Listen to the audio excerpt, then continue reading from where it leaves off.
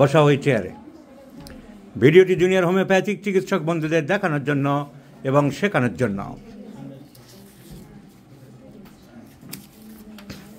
22 বছর বয়স্কা, 22 বছর বয়সে এই মেয়েটির দক্ষিণ দিনাজপুর থেকে আমার কাছে আনা হয়েছে। দিনাজপুর থেকে আনা হয়েছে। এই মেয়েটির বয়স 22। শরীরে জ্বর চলছে, কাঁপুনি হচ্ছে। জামা গোটাও, জামা এখানে কঙ্কাল সার চেহারা হয়েছে। হাত গোটাও। 2 হাতে মাদুর অনেক দিয়েছে, কিন্তু লাভ কিছু হয়নি, মাংস আরও চলে গেছে। খুব কষ্টকর, দেখলে কষ্ট লাগে মেয়েটিকে। এই চেহারা হয়েছে, 22 বছরের মেয়ে। স্টেরয়েড চিকিৎসা চলার জন্য সব দাগ হয়ে গেছে, স্কিনের নানা রকম স্কিন পিগমেন্টেড হয়ে গেছে স্টেরয়েড চিকিৎসা চলার পরে। কিন্তু কেন স্টেরয়েড চলল? কেন স্টেরয়েড ট্রিটমেন্ট করতে বাধ্য হলো? কি হয়েছে মেয়েটার? কি ডায়াগনোসিস? কারা মেয়েটির সর্বনাশ করল?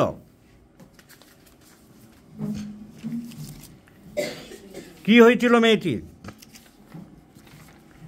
অনেক দিন থেকে আমার ঠিকানা খুঁজছে, পাইনি। কোথা থেকে ঠিকানা সংগ্রহ করে আজ এসে হাজির হয়েছে। কোনো ডায়াগনোসিস হলো না। জ্বর চলছে প্রতি রাতে, যা বলছি ঠিক? প্রত্যেক রাতে জ্বর চলছে। চেহারা তো আগে ভালো ছিল, আগে এত মোটা ছিল যে বলতো লোকে যে তোমার এই মেয়ে তো পালোয়ান। সবসময় জ্বর চলছে। কি বলতো লোকে? সোজা বসা। এখন মজা করছো কেন তুমি? কথা বলছি, বসা সোজা। কি বলতো আগে লোকে? পালোয়ান বলতো। আর তোমাকে পালোয়ানের মা বলতো। তো পালোয়ানের মা মেয়ে পালোয়ানকে সর্বনাশ করে দিয়েছে।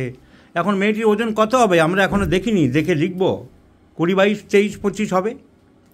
এই অবস্থা করেছে। কে করেছে দেখাব। তো আমরা সিমটম কালেকশন করলাম। প্রথমে কী হয়েছিল? একদম প্রথমে কীভাবে কি আরম্ভ বলো, সব বলো।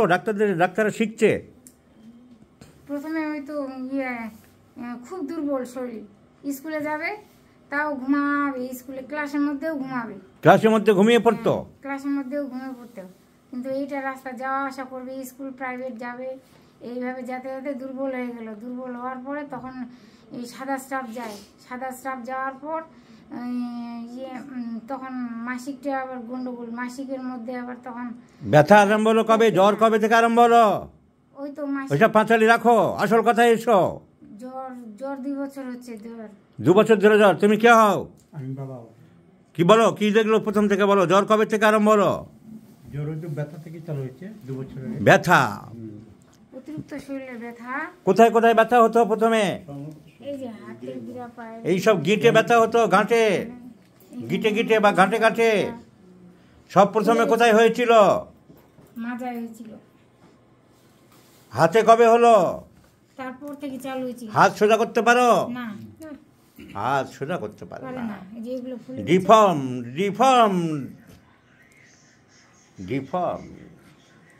কি বললো? আসলে ডাক্তার দেখালে তারা রোগের কথা কি বললো?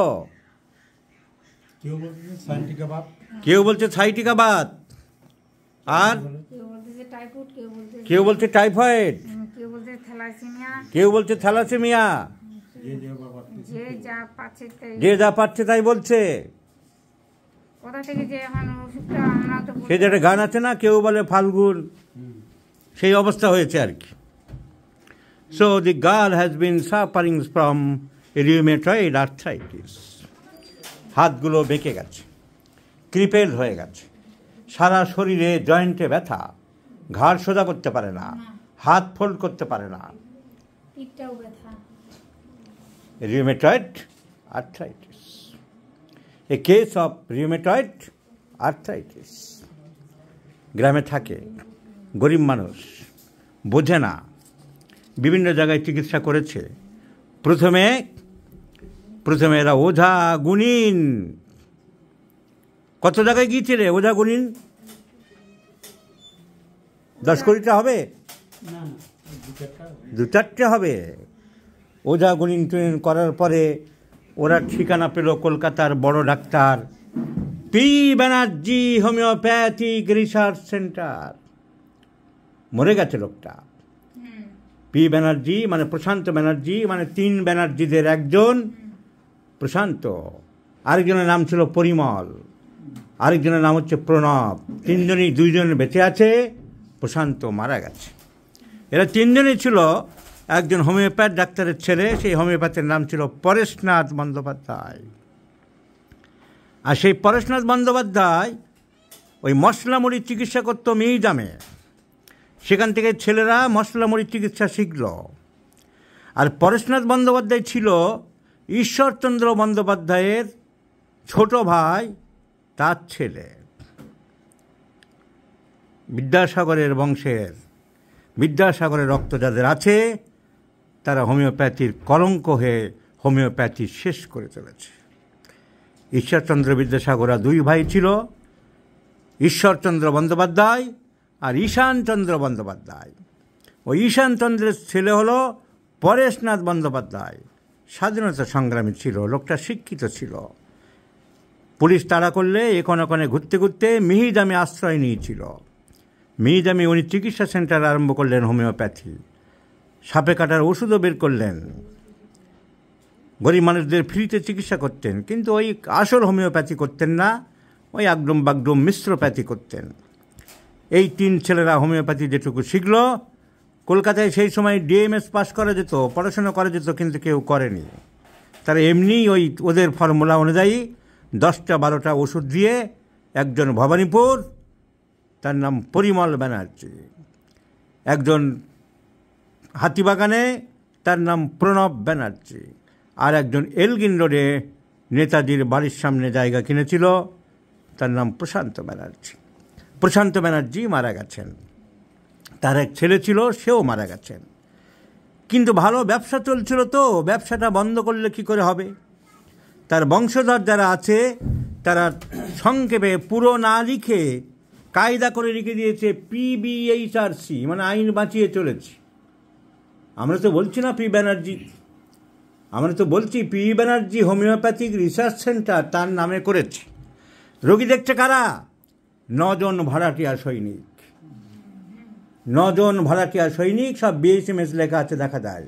সোমা সিংহ, সুদীপ্ত মালাক মল্লিক, মৃন্ময় রায়, অয়ন পাল, তাপস দে, সনত মাইতি, নিতাই মাকাল আর জীবক দাস।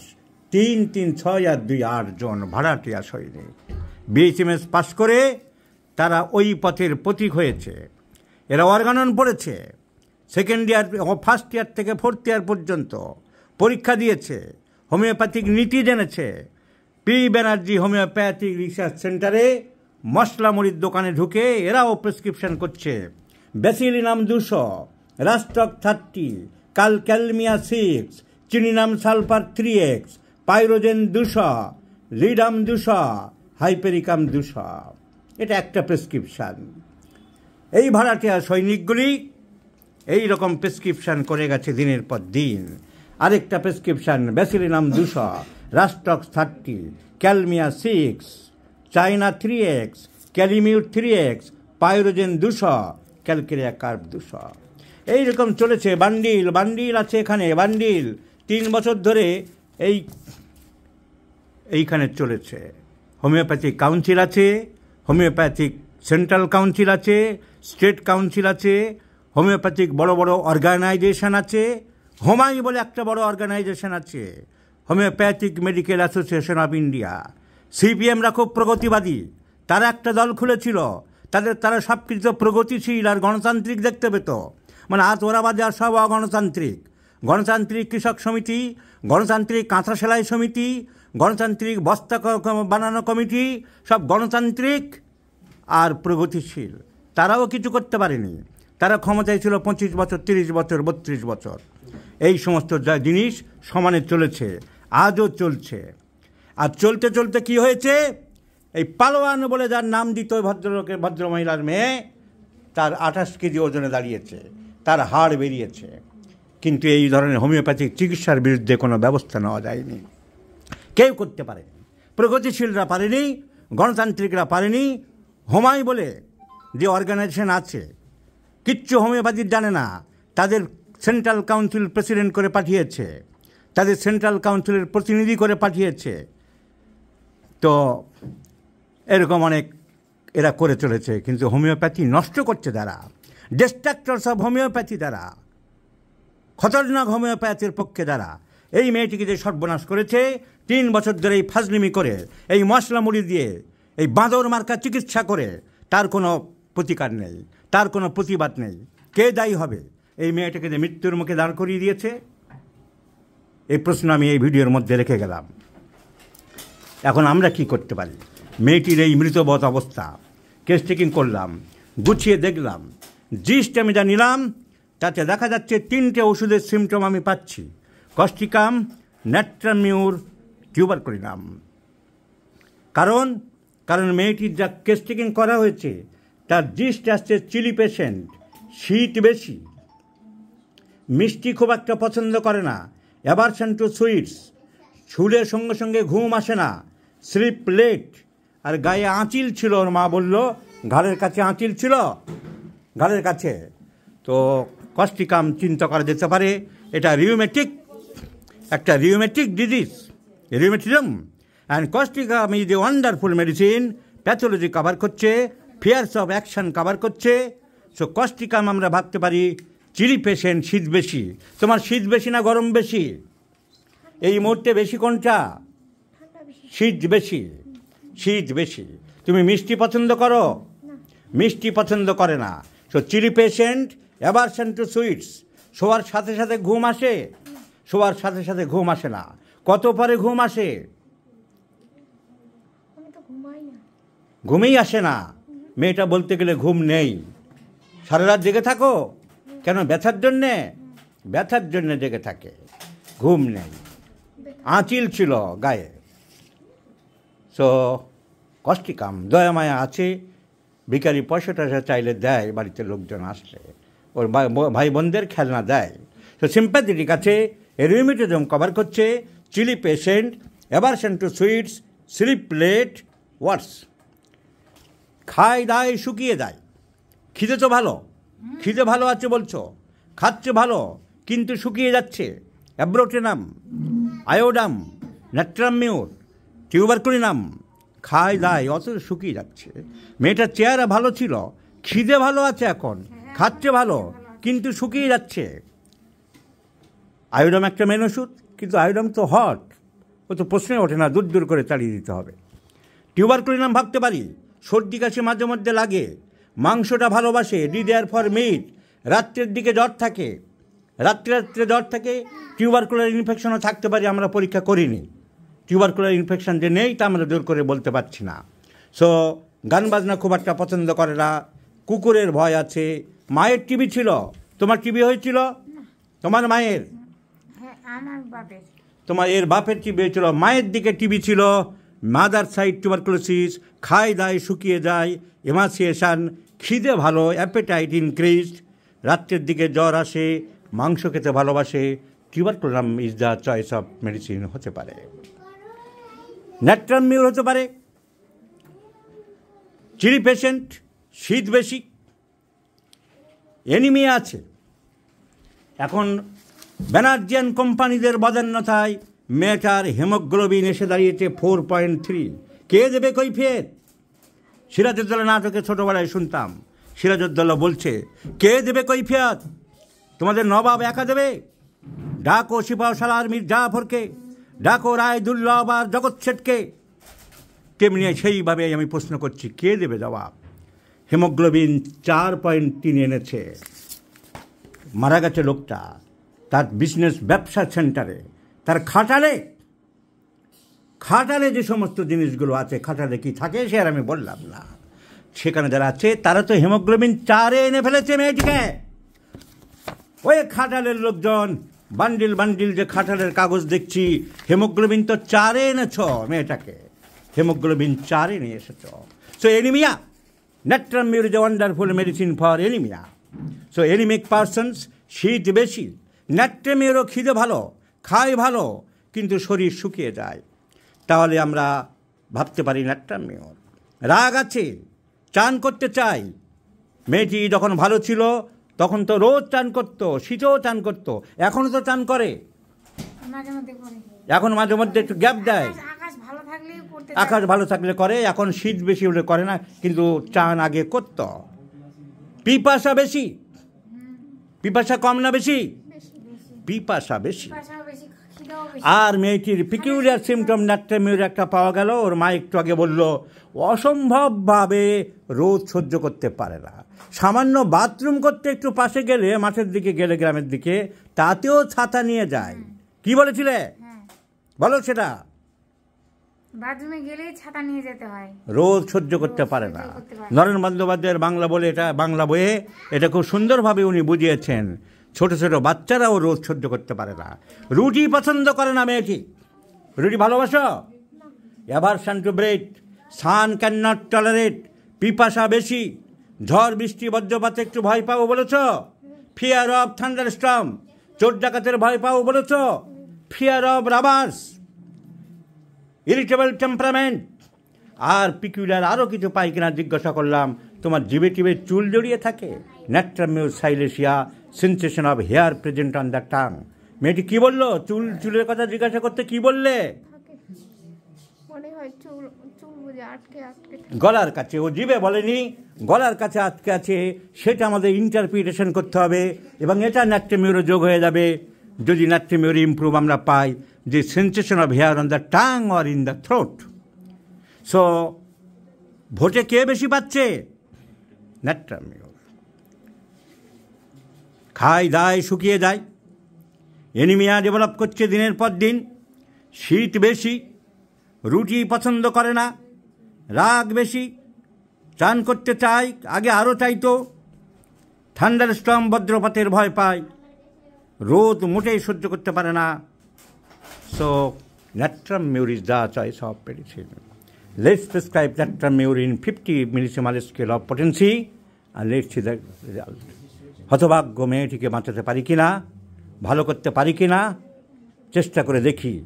কারণ আমাদের যে কিছু খাটাল আছে, সেই খাটালের জীবগুলো একে শেষ করে দিয়েছে। এর হেমোগ্লোবিন 4 নামিয়ে দিয়েছে। ওর হাতের হাড়গুলো দেখা যাচ্ছে।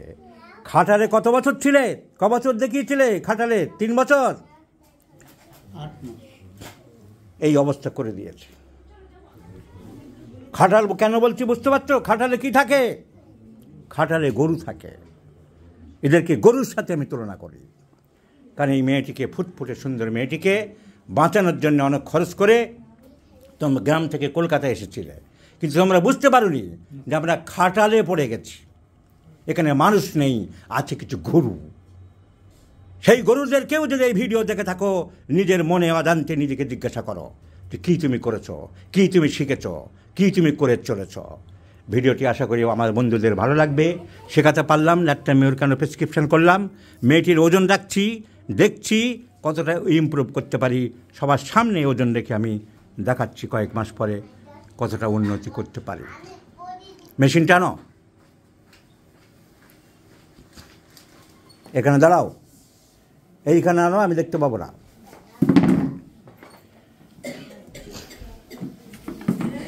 কত কষ্ট মেয়েটিকে এইভাবে ধরে তুলতে হচ্ছে। আর খাটালে 4 বছর ধরে খাটালবাসীরা চিকিৎসা করেছে।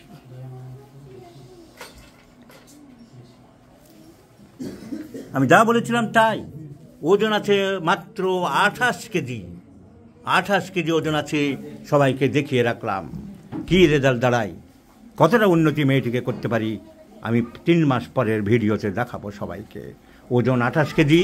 আর এই অবস্থা হোমিওপ্যাথিক চিকিৎসক বন্ধুরা যারা আমার ভিডিও দেখে থাকো, তারা দেখে রাখো। আর সাধারণ মানুষ যারা আমার ইউটিউবে ভিডিওগুলো দেখে থাকেন, তারাও দেখে রাখুন।